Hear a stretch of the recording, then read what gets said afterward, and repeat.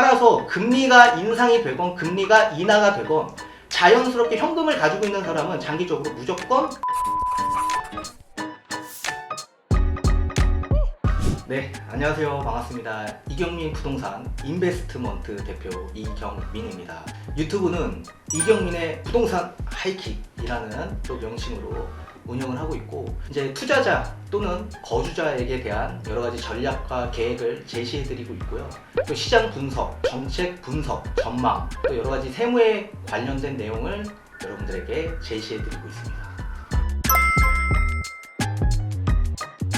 지금 이제 코로나 사태 이후로 이제 저금리 기조의 풍부한 유동성, 자산으로 수요 인플레가 자극되고 있고, 또 여기 이제 공급망 부족, 러시아 우크라이나 사태로 인해서 비용 인플레이션도 계속 증가하고 있습니다. 그래서 금리 인상이 세계적으로 나올 수밖에 없고, 또 금리가 올라가면 환율도 따라 올라갈 수밖에 없죠. 주도적으로 미국의 기준금리가 올라가고 있기 때문에 환율도 같이 상승하고 있습니다.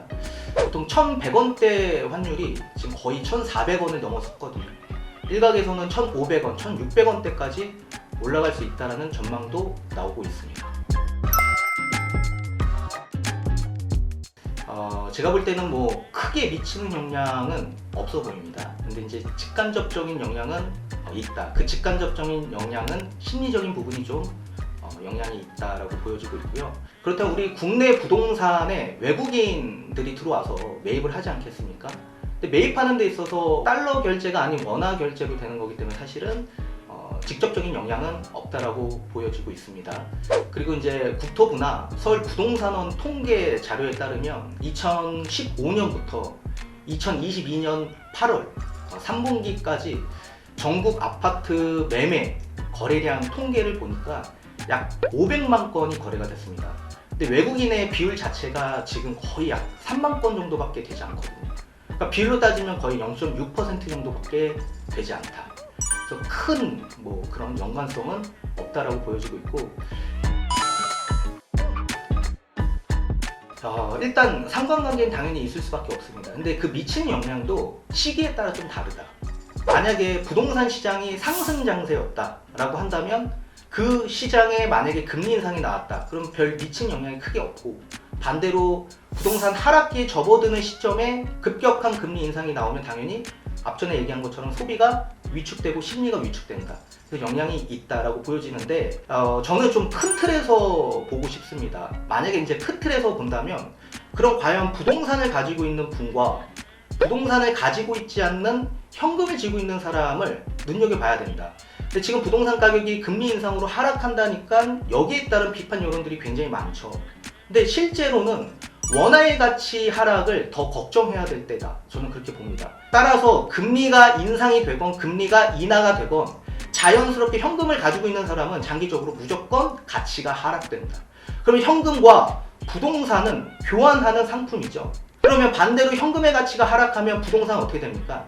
자연스럽게 높아지게 되는 거죠. 금리가 인상이 되건 금리가 인하가 되건 자연스럽게 부동산의 가치는 계속적으로 올라갈 수밖에 없다라는 게 저의 개인적 견해 이론입니다. 사실 다시 종합적으로 말씀을 드리면, 금리 인상은 지금 단기적으로 미시적 관점에서는 영향이 있을 수 있겠지만 장기적인 영향에선 당연히 실물 자산은 계속적으로 우상향 간다. 그걸 좀 인지하셨으면 좋겠습니다.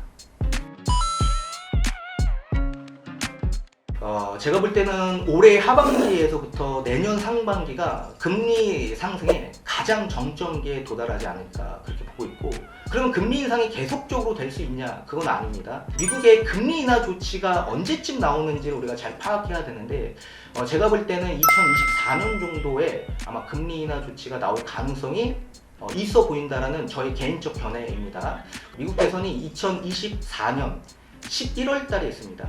그리고 2월 달이 돼서 경선이 시작이 되는데, 그 시점에 맞춰서 아마 경기 부양, 다시 성장으로 스탠스를 좀 바꾸지 않을까 그렇게 판단을 하고 있습니다.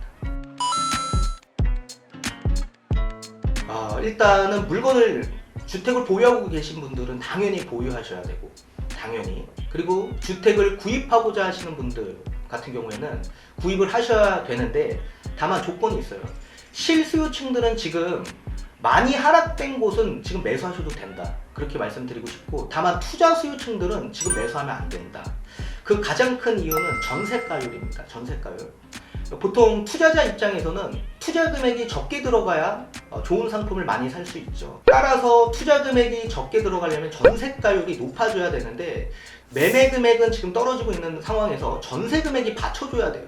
근데 지금 전세 금액도 지금 계속 하락 국면으로 접어들고 있기 때문에 전세가율이 낮은 상태에서 계속 투자금이 많이 들어간 상태에서 계속 지금 유지가 되고 있는 상황입니다. 그래서 투자 수요층들은 지금 들어가기가 좀 어렵고, 그리고 우리 물건을 보유하고 있는 분들 입장에서도 지금의 이 여파는 사실 외부적인 요인도 굉장히 크죠. 그럼 금리 인상이 계속적으로 될 거냐? 그렇게 보지만은 않습니다.